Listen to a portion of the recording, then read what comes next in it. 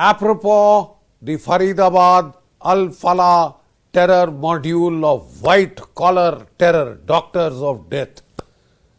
The latest is that the cat is fully out of the bag, right? Dr. Muzammil and Dr. Muzaffar Rather both had gone to Istanbul in Turkey to meet their handler Ukasa in 2022. Detailed communication protocols that they would use, highly classified apps like Telegram, like Sessions, and one more was the Threema. These highly classified apps were to be used so that their calls just could not be traced back. Their calls just could not be traced back, and they would have secure communications absolutely. Their finances were also taped up. The financing was to come via Dubai.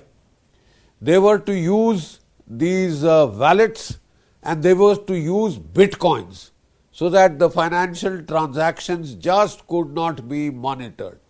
Bitcoins. We all know that Donald Trump had signed a deal with Asim Munir, his grandson. Kushner, Jared Kushner had signed a deal with Pakistan for bitcoins. And bitcoins would be the new currency of financing terror, and Pakistan would become the hub of Bitcoin financing for terror, so that it would be out of the scope, the radar of the Financial Action Task Force. About 27 lakh rupees, it is said, have been already were transferred to this module. In addition to that, they were getting a lot of funds from the Al-Falah, which were supposedly for education, which were being siphoned off to these people. This Al-Falah University turns out to be a monumental university of terror. It had started off as an engineering university, converted halfway to a medical university. The gentleman who owned it was a middle class man. Nobody asked him how he got so much money to buy such a large plot of land in the national capital region, build such a massive university infrastructure, and then this thing. You see, these doctors, their families, अपना पेट काट कर इनको पढ़ाया, लिखाया, and then they, got free medical education in the top colleges of India's national capital. Top colleges in the national capital. Seats were denied to other hard-working students. You know how difficult it is to get a medical degree in India, and it was given to these people because they were from Kashmir, they were minorities. And instead of being grateful, what we get is a squad of doctors of death, people who are supposed to protect people, people who are supposed to save lives, acting as mass murderers, creating ricin, lethal poison to poison our water sources, start chemical, biological warfare as the next step in terrorism in India. Look, the very quantum of explosive discovered, 3 tons of ammonium nitrate, 3,000 kilograms of ammonium nitrate, and about 350 odd kilograms of RDX. That was also being mentioned.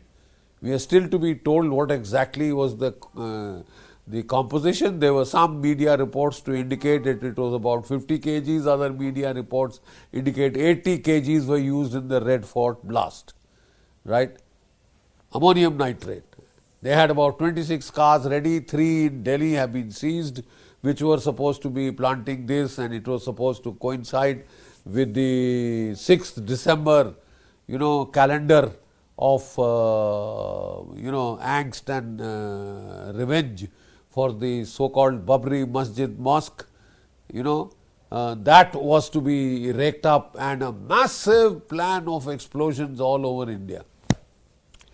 Quite obviously, the ISI has learnt its lessons from Pahalgam. They had used all their commandos, etc., who were clearly, Saifullah was a former SSG commando, etc., and all 3 guys were Pakistanis, and Pathan and the other, and they didn't trust the Kashmiris anymore. So to show that we don't trust the Kashmiris, they used Pakistanis, and that sort of redounded on Pakistan, because all the strings could be traced back to puppet masters in Pakistan, in the ISI, in the GHQ. It went all the way up there.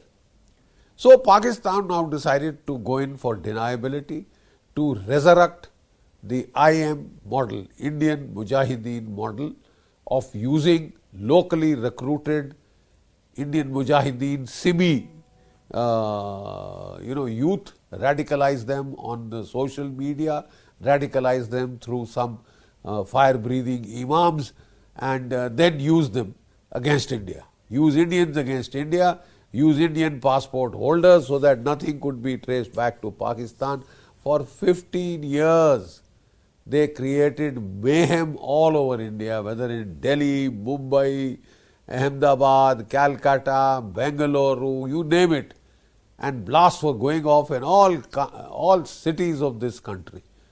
It was a very harrowing period. Every second day, these ammonium nitrate IEDs laced with ball bearings and nails, etc., to create more lethal effects, were being exploded all over India. It took us 15 years to uproot this Indian Mujahideen network, and the Simi, which was providing the bulk of the recruits, they simply morphed into the Popular Front and to try and carry out their activities in a new avatar, but they were snuffed out. This entire Indian Mujahideen movement was crushed. For the last 2 years, this is not something new actually, for the last 2 years they have been trying to revive it, revive homegrown terror, white collar terror. Even that was white collar, by the way. Bhatkal and gang, I mean, they were engineers, they were IT professionals. So to say that this is something brand new, for the first time IT professionals, and the old logic of that poverty is the cause of all terrorism, and they recruit people from the slums to get 72 virgins in heaven, feed them that narrative and get them to blast themselves to smithereens, etc. I mean, that's utter nonsense. Osama bin Laden was an engineer. Ayman Zawahiri was a doctor. So don't give us that, woke crap. Don't give us that woke crap. I mean, we know what it is. It is the ideology. Horrible, murderous ideology of jihad. And unless the moderate Muslims of Indian Muslim community, unless the moderates stand up and be counted and say, we have nothing to do with this kind of nonsense, we condemn these mass murderers, doctors turned mass murderers.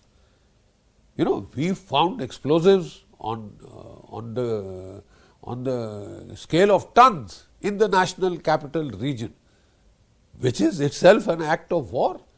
To hit the enemy capital, to hit the capital of a country with 3 tons of explosive, is an act of war in itself. But you see, in all this hoopla about the explosives, we have just lost sight of the chemical biological warfare module in Gujarat, which was, that Moinuddin character, Dr. Moinuddin, doctor of death, caught with castor seeds and, acetylcholine, etc., to create the most lethal cocktail of ricin, and use it for mass scale casualty causing incidents employing biological and chemical warfare. That is a qualitative escalation unprecedented even in Pakistan's asymmetric war against India. This terror campaign against India, this is a new scale of a new high.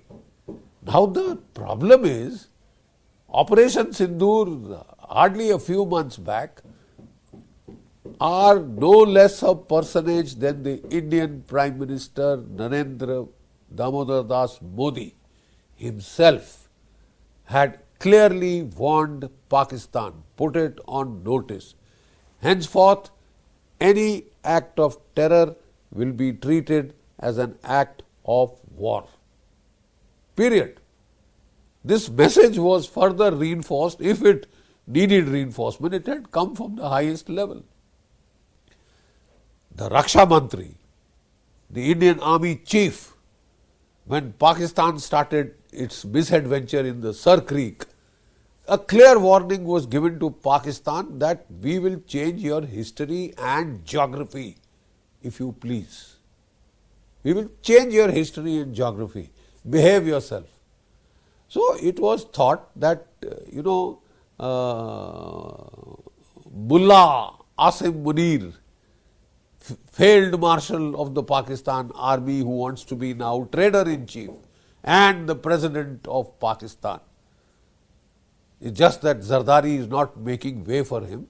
But this man had a clash with the Air Force chief, Babar Sidhu, who happened to be senior to him. And to, undo that seniority, he had the constitution of Pakistan amended. I haven't heard such an Alice in Wonderland story.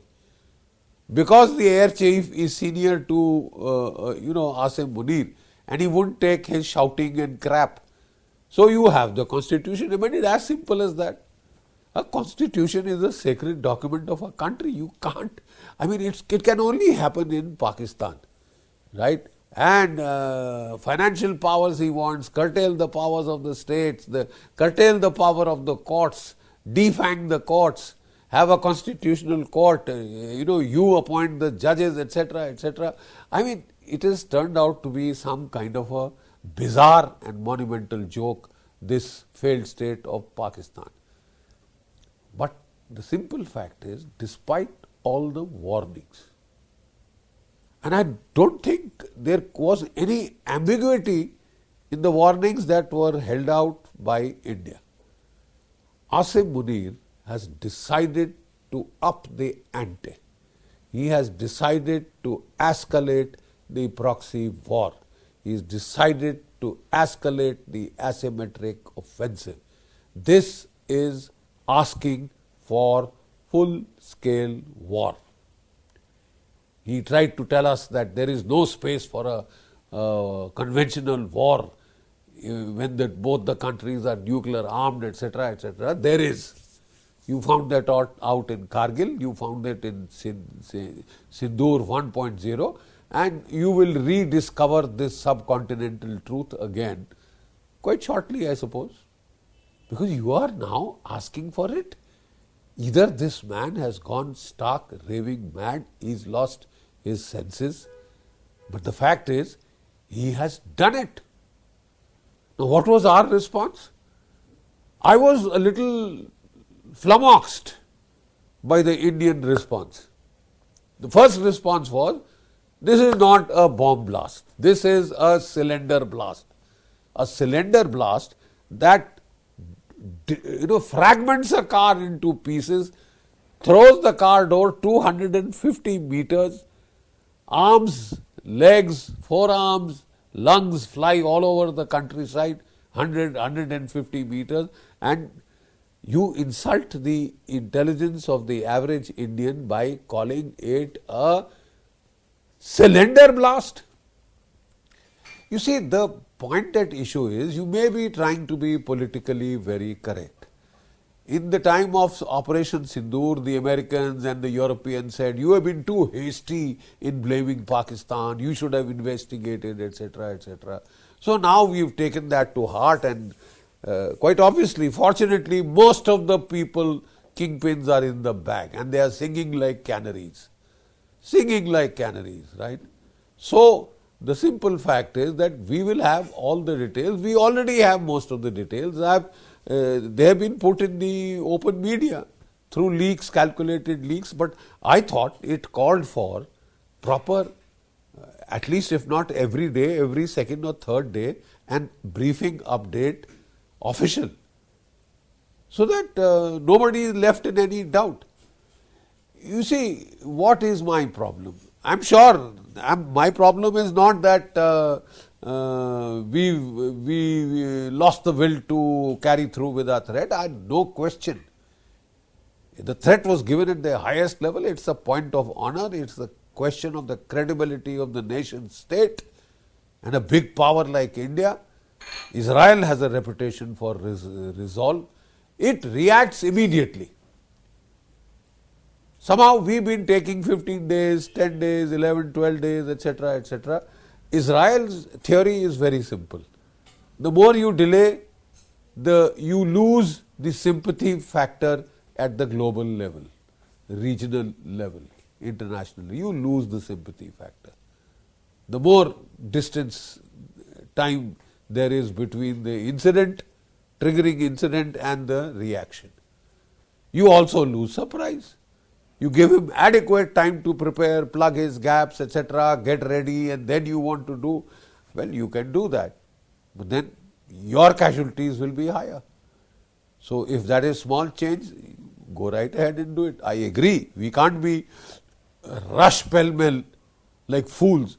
Fools rush in where angels fear to tread. So you have to go in a very methodical, calculated manner. Lives are involved. There will be orphans, there will be widows. So we don't take that decision to go to war lightly. But once we do, well, then let's wage war. Finish it once and for all. You know, the Jawans tell you, साहब हमारा हलाल क्यों कर रहे हो? झटका करो एक बार आर या पार का हो जाए and let's stop this nonsense forever. I totally agree with that rustic logic. I totally agree, concur with that rustic logic.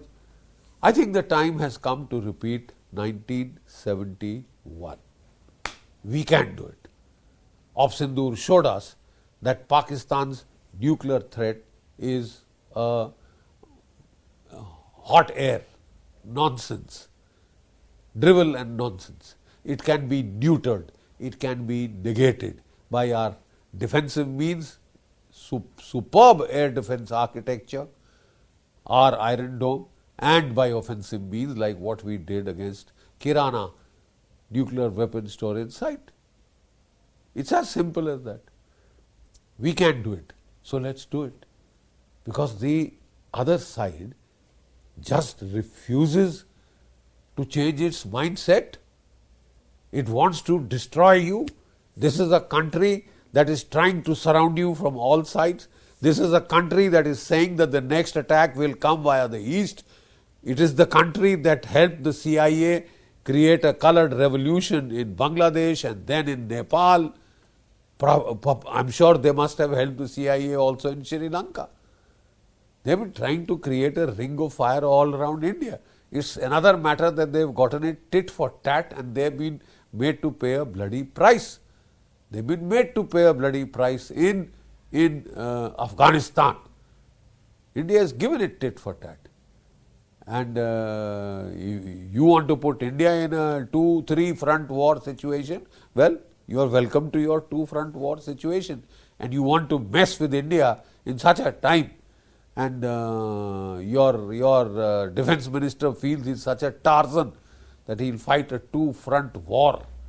That he'll, also possibly kick Iran, kick Afghanistan, kick India, because he has been anointed by Donald Trump as the local policeman in South Asia. That he will keep Russia and China in check. We have a new superpower on the block. We didn't realize. This is Pakistan, favored country of most favored nation status from Donald Trump in person. Endorsement from the 3 trips to Washington, and this man has lost his rationality and balanced this Asim Munir character. He is bent upon going for a full-scale war with India. Are you prepared? Absolutely not. He is not prepared, but he still wants to fight. That is what the problem started between Air Chief Marshal Babar Sidhu and this Munir character. He said, we are not ready. My F-16s are being upgraded and you chosen this time to fight. You should have asked me. I'm your senior, by the way. That's what he told him. So he said, I'll deal with the seniority. I'll amend the constitution. I have my butler, Shah Sharif. Idhar aao, amend. and they have amended. You see, you can play merry hell into the Pakistani constitution, but if you try and replicate that with India, there will be costs, there will be severe consequences, and us Munir should now be ready. To our own faint hearts, who faint at the thought of a massive conflict between India and Pakistan, I would say, what's your worry? You don't have to fight. Your armed forces are excellent. They've just shown what they can do in Sindoor 1.0. So let's finish that unfinished business. You don't have to start fainting in your drawing rooms. After all, our 21 strike corps, the one which is furthest, takes the longest time to mobilize, is already where it has to be. So we are well set to, if Pakistan wants it, we are extremely well positioned to give it. Yes, we would have liked lot more weapon systems to come in, but there were 2 lost decades in between. But even then, that lost decades have, stymied us in a 2-front war situation. This time, if we have to fight Pakistan alone, we know China will not interfere, especially after the stab in the back by Pakistan. 80% of arms and ammunition and equipment from China, and he jumped straight into Donald Trump's lap. So I don't think he can look to China for succor this round, because they have been stabbed in the back by this upstart, this too clever by half mullah general, right? So I think the time has come for us to repeat 1971. That's my personal opinion. What level, what choice, what level of violence the government of India wishes to react with is left to the government and to the service chiefs. It is their call. It's their call entirely. But that it can be done and we can do a thorough job of it is not in question.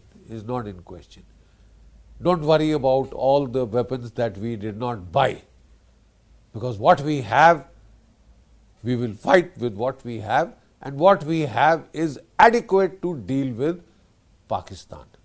Maybe not China and Pakistan together, but why should China fight for such a turncoat country, such a backstabbing country? They will not. They are also not blind. They have seen the shenanigans of Pakistan in Sindoor 1.0. What is my problem about this narrative business? You see, he who puts his narrative out first imposes it on the world. He wins. When you put out a narrative that this is a cylinder blast, the next day Donald Trump says there has been a terror attack in Islamabad, there has been a blast in New Delhi. It's your doing. You impose this narrative on the world in your quest for political correctness, that unless we are very 100% certain that it is Pakistan, we will not name Pakistan, we will not shame Pakistan. Until now, fortunately, it took us 3 days to say it is a terror incident. And Pakistan has started sweltering and sweating, right? But till now, we haven't named Pakistan. I'm saying, what more proof do we want? Whatever has been leaked to the press is more than adequate to hang Pakistan. Meetings in Turkey with Okasa and those protocols, the funding train, everything has been sorted out. Now, I think it's time to act. And now, we've had a rehearsal in Op Sindoor 1.0 and Op Sindoor is still on. So I don't think anybody should complain of lack of time, lack of preparation, lack of warning. So what you have to do, you have to do. There is no getting away from it. Your national reputation for resolve is involved, your national honor is involved, and if you don't react, this will become an everyday occurrence. and we don't want to go in for another 15-year round of, instead of the Indian Mujahideen, the Indian doctors of death, spewing venom and death and destruction and ricin all over this country. Israel reacts fast because global sympathy dissipates very fast. So if you allow too much of a time lapse between the triggering incident and your reaction, you may lose global sympathy in that time. And in this case, we have shot ourselves in the foot by propagating the wrong narrative ourselves. The Pakistanis are simply parroting it, repeating it. So is Donald Trump. So we'll need to go in for a major, preparatory diplomatic offensive to, because if we want it to be a just war, just and proportionate conflict, then I think we can't be so half-hearted about it. We can't seem to be, having any degree of self-doubt. There is no need for self-doubt. You just proved how good your armed forces are in Sindoor 1.0. Follow up, finish the job, finish what you had to do. Jai Bharat, Jai Hind.